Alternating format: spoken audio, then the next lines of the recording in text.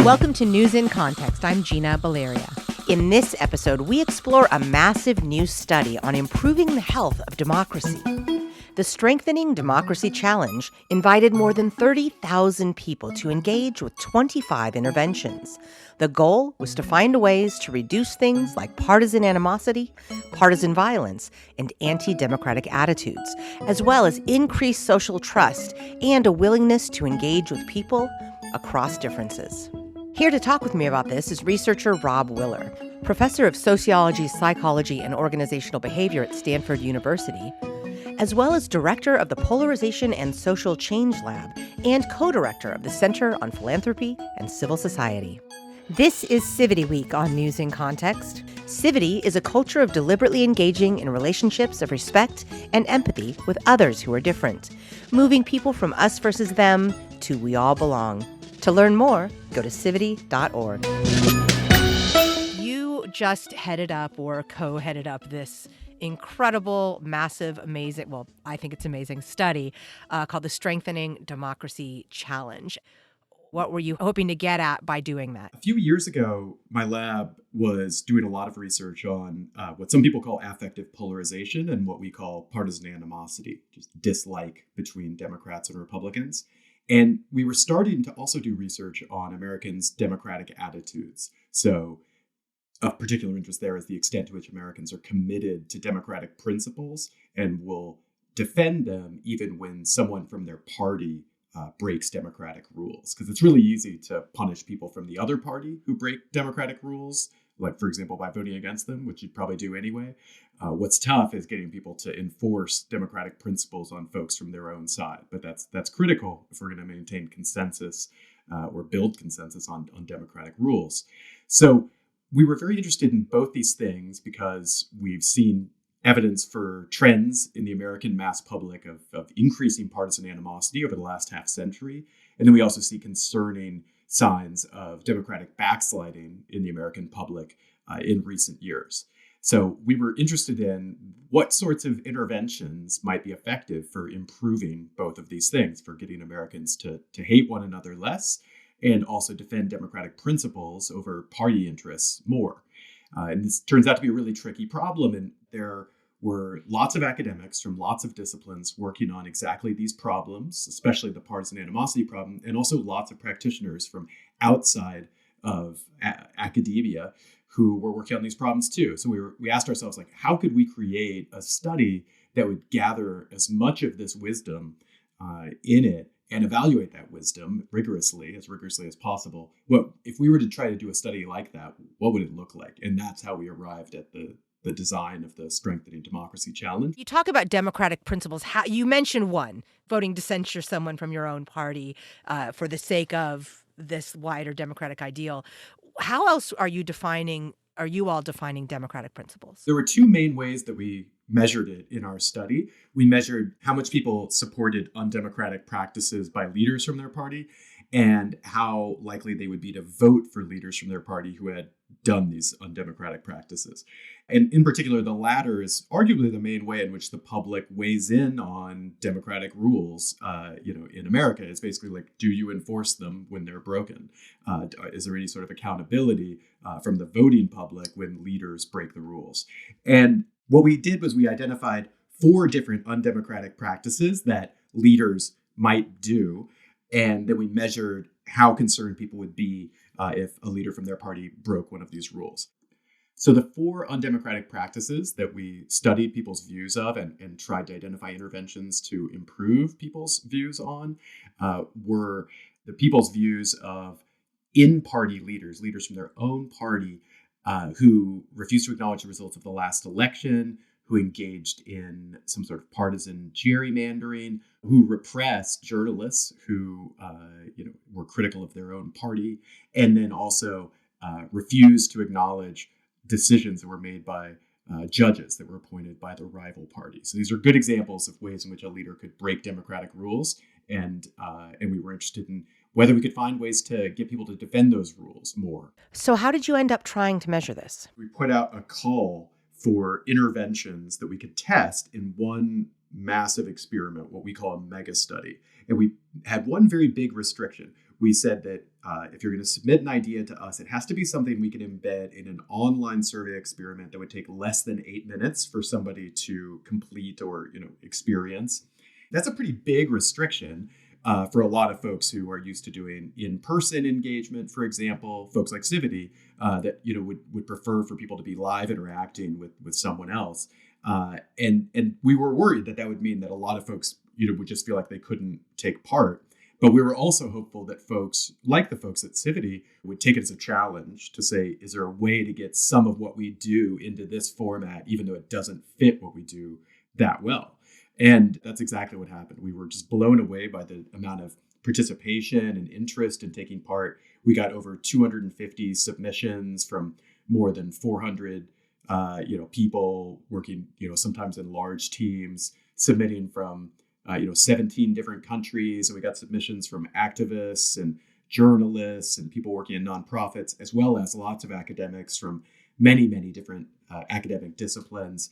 All these folks who don't really talk very directly to one another, but we were hoping through this study that we would convene that they would be in a kind of communication. And we put together an advisory board of practitioners and academics, and we picked what we thought to be the 25 most promising submissions to then test in this massive experiment that had over 30,000 people. So roughly the size of Ithaca, New York, where I went to graduate school. So this whole town kind of took part in this study. And the way it worked was that these 30,000 or so people would be randomly assigned to one of the 25 interventions that we were testing or to a control condition. And these interventions exhibited a range of approaches. Some were just text, just people reading text. Some were interacting with a chat bot. Others, showed a lot of ingenuity and figured out ways that people could actually cooperate with somebody just in an asynchronous way. And then what a lot of folks did, including Civity, was make compelling, well-produced videos that invoked some technique or another. And we had great luck with this. 23 out of the 25 interventions that were submitted reduced partisan animosity. And we also found a lot of interventions that were effective in reducing support for partisan violence, support for undemocratic candidates, social distrust, and a variety of other outcomes that are related to democracy or polarization. There's a process of story and seeing humanity, and call it the conversation before the conversation, right? Before we work on these issues, let's make sure we trust and care and see each other, right? And so how do we do that in an asynchronous mass way? And it was a lot of fun to figure out something, and then thrilling to see that it kind of worked, More than kind of worked. Civity's submission was the top practitioner submitted intervention. It had, effects on a lot of outcomes that are really, really important, partisan animosity, civic distrust, and the distrust effect. You all and I agreed that effect was really cool to see, because Civity really, that if there was one thing it seems to be targeted, is can we build trust in communities between people from different kinds of groups, not just, different partisan groups, but all sorts of group differences that may undermine trust and do undermine trust in the US. Like, how do we work on that? Yeah, that was really exciting.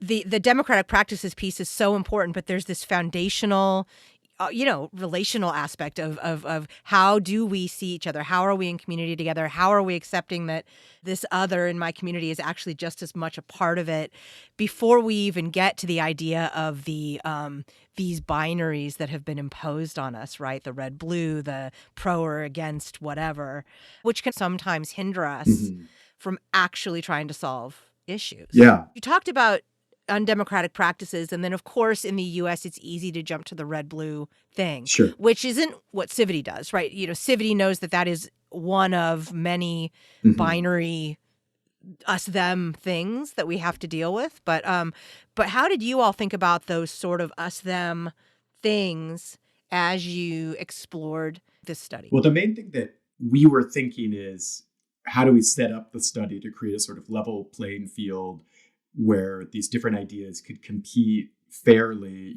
We thought of ourselves as shepherding other people's ideas, and we wanted to do that responsibly, but also rigorously. So how do we make measures of these outcomes that we could defend as good ways to measure these things? So one of the most difficult ones is democratic attitudes. Lots of people have a sense democratic attitudes are under threat or flagging in the American public, needs strengthening. But then when you start getting rigorous about what we mean by that, it's a little bit confusing what people mean. And if you were to just go out to the American public and survey them on how much they like democracy, you'll see that almost everyone says they think democracy is great. There's no problem with democracy. So, we're pro that in general. There's high consensus that word is a good word, but the dissensus is around what are you going to do if somebody breaks those rules? Are fairly conducted elections actually fairly conducted? Things like this is where we have troubles. And so our approach to measuring support for democratic principles tried to get around this problem of everybody thinks they're pro-democracy, but what are you going to do about it? By setting up these scenarios where it's like, okay, well, it's your party versus democratic principles. What do you do then? Because that's, I think, the central dilemma that's presented to voters in a society where they get a chance to defend democracy, is that as much as anything. And then I guess the second way in which voters get a chance to defend democracy is in terms of what they believe, what they choose to believe. Do people believe kind of convenient myths that fit their party identity, but that aren't true, that maybe threaten to undermine democracy by undermining the legitimacy of institutions like our voting systems, or undermining our kind of shared reality as citizens in a common society. So we also measured that biased perception of politicized facts.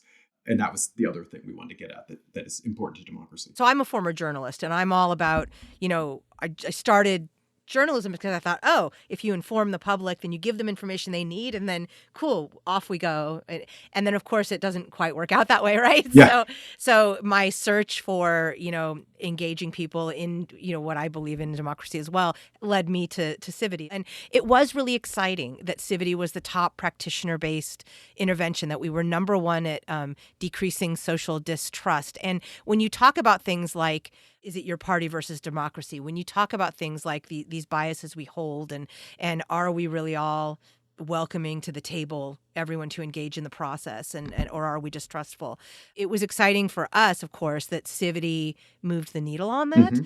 And I'm curious, given the way you've been thinking about democracy and democratic practices and the way you set up the study, and then we at Civity come along with this, well, we don't want to talk about party, Mm-hmm. and we don't want to talk about, we're going to do this thing. And then it performed well. I was curious, how did you and your team respond to that? We didn't really think about this going in, but reflecting on the performance of some of the best interventions, a lot of them did well, in part, I think, because they didn't talk about the party difference, but they presented content that was relevant to partisan divides. So here I'm thinking of two interventions in particular. So the Civity intervention it presented a series of people telling their stories about who they are, how they feel like they're perceived. And each one of them seemed like also kind of stereotype defying people. They had views and identities and beliefs and depths that you might not guess from your sort of snap judgment of, oh, that person's probably a Republican, or, oh, that person's probably a Democrat.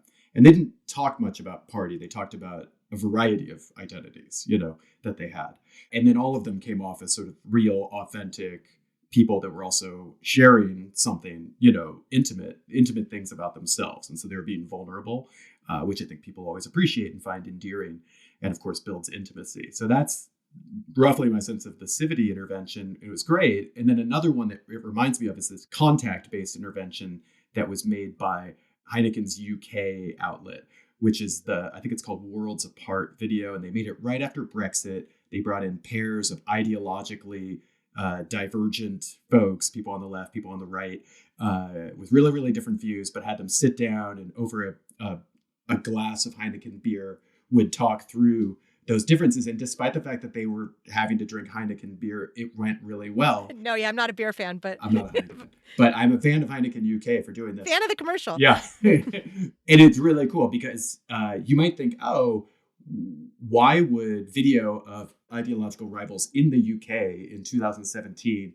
how could that be relevant to American Democrats and Republicans in 2022? But of course, the differences map pretty cleanly.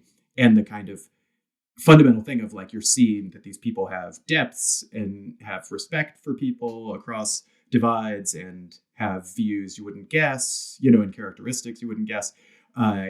and are decent when they have to confront someone they disagree with, all this stuff winds up being sort of endearing, and it gives you hope, and it reduces your animosity for people that are politically different from you. And so both of these, I think, were interventions that were good at building a kind of generalized faith in people that are very different from you, and maybe actually benefited from not just focusing on and inadvertently emphasizing the partisan divide.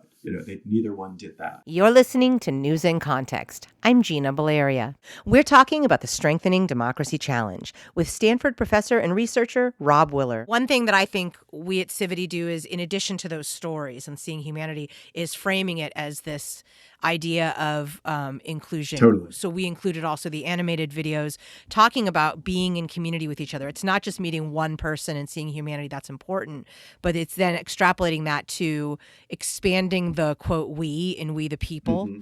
I would venture to say that the U.S. has had a long-running issue with including all of the we's in we the people. We think of indigenous, we think of slaves, we think of immigrants. Yeah. And that this is something that needs to be fundamentally sort of addressed to ensure a healthy democracy. And so one thing I think Civity wants to do, not that we necessarily define ourselves specifically in that way, but all of these divides, the immigrant divide, the racial divide, the ethnic divide, the socioeconomic divide, whatever it may be, is that there's lots of humanity that needs to be crossed across those divides. Yeah, I couldn't agree more. And the approach that Civity took here, to the extent that we can measure that, it worked really well. So Civity was, number one in increasing social trust or decreasing social distrust, however you want to think about it. It's the same underlying measure.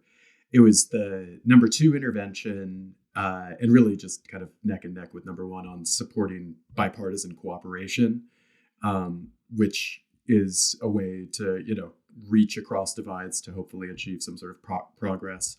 And it was also very high in increasing support for democratic reforms, like a set of structural democratic reforms like automatic voter registration, which scholars of democracy believe would be helpful for making our government more representative. Items that didn't refer to party per se.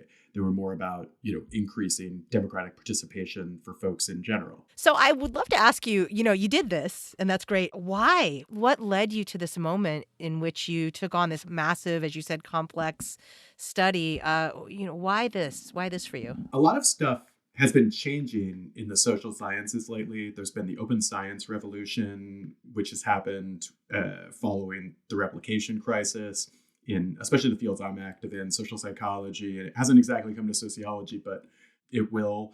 And there's been an increased appreciation that we need new research designs to build knowledge efficiently and reliably and rigorously. And so I think more and more people are trying to think outside the box on, well, what is a good way to do a study? What is the right way to try to answer a problem? So that was in the background. And then also our lab has always been really focused on social problems, not just polarization and democracy, but also economic inequality, racial prejudice, sexism, homophobia. We study all sorts of stuff and views of immigrants. And we had been telling ourselves for years as a community that we were trying to make the decisions to just produce the most scientifically rigorous, useful knowledge as efficiently as we could, and then communicate it to the stakeholders that could do something with it. But if we were really being skeptical of ourselves, we weren't living up to that standard as much as we could have, in part because we had inherited this tradition from the social sciences that you focus on your ideas, that you try to come up with a new idea, and then you try to push it forward and make a compelling case for it, almost like a lawyer or something. And this is not really the best way to do science, in my opinion. Instead, you should try to find the best ideas, and yours should be among them if you have them, but you shouldn't give any extra attention to them just because they're yours if you're being properly scientific. So we said, well, what would be a different approach? And this is what we came up with. And it was very rewarding to be sort of liberated from ourselves a bit on the project. It took some pressure off of we don't need this study, this data collection to support our idea or not for it to be a worthwhile study, because we designed it to hopefully be valuable independent of the results independent of how the results reflect on us, it's a defensible study, that's going to be valuable. That's been kind of revelatory for us, and we've tried to take a new approach to a lot of our work of, how would we do this if we were just trying to do the work as well as possible, and tried to get rid of these inherited assumptions and traditions that constrain us. You're doing work that's near and dear to my heart as well. And how did you yourself come to this work? How did your pathway lead you, or why did you decide to focus on trying to tackle and get at these issues? I guess I have like really specific reasons, as I think everybody does, for caring a lot about the different things I care a lot about. I was raised in a very, very class conscious home, and also a home that was very concerned with racial justice. And so those issues were ones that I was attuned to like really, really early on. And then I had the experience of growing up a political minority in South Carolina, and really, saw how alienating that can be. That can be alienating even if nobody sort of misuses their majority power on you, but people do misuse it and make you feel bad and excluded sometimes, or try to intimidate you. But even if they don't, to be a minority in your community, and it makes you feel alienated and not at home. And that's made me more sensitive to political diversity stuff, and want to make sure in the classrooms that I lead that people feel comfortable expressing their views, that we try in our science to say, okay, what perspectives that are not in this room can we try to bring into this room, either literally or by imagining what someone would say about this work if they had different priors and backgrounds than us. It also makes me just concerned with polarization related issues, because I feel like I've kind of seen both sides of it. I've also lived in the most liberal communities in America, like Ithaca, New York, Berkeley, California, San Francisco, and loved those communities, but also saw what it's like to be in a majority, blue region. So in any event, I guess I'm concerned about the polarization, democracy stuff, as well as having a bunch of social problems that I'm concerned about, and I just try to do work that's relevant to all of it as much as we can. Yeah, no, it is funny to me how many people doing work in this space had an experience of being othered or being marginalized, and I myself included, and how that does attune you a little bit to wanting to get at that issue. So I appreciate that. I just really want us to have a free flow of ideas and respectfully receive them and surface and consider the evidence. And I want that so that I can refine my views. So if people disagree with me, I have good reasons. I want to hear them so I can improve my own views. But also, I want to potentially win some debates too. Like let's talk about it. Let's have difficult conversations. Let's make our cases to one another, and maybe we could make more headway that way. I don't want to prejudge people or disrespect them for disagreeing with me, because it's not going to be very effective. Exactly. Like they're never going to agree with me if I condemn their views before we've talked. I agree 100% with what you just said. I feel the same way. So you've done this thing that's seemingly quite valuable, and brought out some really interesting information to light for us all. Where do you go from here? A lot of places. I think one thing that we're doing is we're trying to push these results to application a bit more. So if there was a big gap in the study we did, it's that it's conducted in the context of a survey experiment. That has certain advantages for sure. In a survey experiment, you can use a representative sample of Americans, and that's a powerful thing to be able to say these results generalize to the U.S. population. Another thing that's good is it's pretty easy to test the ideas in parallel with one another, controlling for lots and lots of things. We've reaped whatever benefits from these strengths of survey experiments. We want to move past it to look at behavior out in the world and see if these results can really help practitioner organizations like Civity do what they're doing, better, and figure out also the features of what they're already doing that are most efficacious. So we're now organizing a grants competition where we're pairing practitioners and researchers to submit short grant proposals to us that will fund at least 5 of these. We're trying to address the big shortcoming of the study we did by going that extra mile. And then we're also trying to take the thing that we did do and apply it in new contexts. So we're doing a replication project in the Israeli-Palestinian context, which we're very excited about, taking some of the insights from this, but then gathering new ideas as well. And it's a different context where there's an intergroup conflict, but there's also a big power difference between Israelis and Palestinians that has to be taken into account to do high quality work there. Like Democrats and Republicans are on kind of roughly equal footing, depending on how you think about it. And so when you make that move to a different context, it involves a lot of adjustment. We're also trying to take the idea of the mega study that tests many ideas in parallel to other social problems and work on them. So we've done work on climate change communication and messaging in the past. So yeah, we're trying to kind of find spaces like that where we can hopefully intervene productively and boil down the knowledge to some clearer takeaways for practitioners in the world. Is there anything you want to say that I didn't ask that you think it's important for people to know? We learned a lot of really, really interesting stuff in this project about what leads people to kind of stand down on partisan conflict and also stick to their guns more on defending democratic principles. And I'm just really, really happy that we were able to get the insights and wisdom of practitioners into the study, in addition to the academics who are used to participating in something like this. The performance of the short video that Civity made, which performed so well on so many of the outcomes, I haven't even fully gone through all of them here. It really validates that was worth it to take part in this very different kind of thing. And and I do want to highlight two other effects that the Civity intervention had that I failed to mention. So one is that it was the number 4 out of 25 interventions in improving biased evaluation of politicized facts, which is super interesting because you wouldn't necessarily guess that. But I think it got people to sort of release their group commitments that might bias the way they think about evidence and facts, especially, we were measuring facts that would be compromised by your partisan and your investment in your partisan identity. But I think the Civity intervention softens people's commitment to these divisive identities more generally. So that's a really powerful thing to intervene on that research in social sciences hasn't identified like a lot of ways to do that. So it's pretty cool that this short video did that.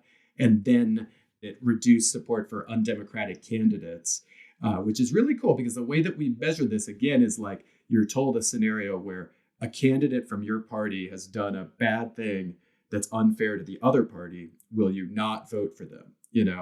Will you put the democratic principle above partisan gain? And that's a tough thing for people. People aren't good at that because it's tough. You have a lot of reasons to vote for the people from your party. And so prioritizing democratic principles is not easy. It involves a conflict within the self. And it's very cool that Civity got people to kind of shift their frame to caring about the society at large enough to weight the democratic principles more. This relational aspect of seeing each other, being in community with each other, seeing humanity, being more inclusive, trying to focus on that aspect of the foundations of community. Yeah. Now people are starting to see that kind of value, to be a part of what you all have done, and to hear that Civity performs so well on these. To me, the things you mentioned are just the most critically important things. Yeah. And that we move the needle on a lot of that just is thrilling. Yeah, I couldn't agree more. It is really cool that we could support each other's project. So hopefully this can help to clarify for folks who would be skeptical. It's reasonable to be skeptical of stuff in the world, but here are real tangible effects. But it's so great what you all have been doing with Civity. It's powerful, powerful stuff. My hat is off to you, for sure. My hat is off to you as well. Thank you to my guest, Robb Willer, professor of sociology, psychology, and organizational behavior at Stanford University, as well as director of the Polarization and Social Change Lab and co-director of the Center on Philanthropy and Civil Society. Music in this episode includes Spring Fling by Track Tribe and The Heist by Silent Partner. In addition to hearing News in Context every Friday at 8:30 a.m. and 6:30 p.m. on KSFP 102.5 in San Francisco, you can hear it on Spotify, Stitcher, Apple Podcasts, iHeartMedia, Google Play, Google Podcasts, Podbean, YouTube, and PRX. We're also on Facebook and Twitter at News in Context SF, and on Instagram at News in Context. And you can find links to all of that at newsincontext.net. I'm Gina Valeria. Thank you for listening.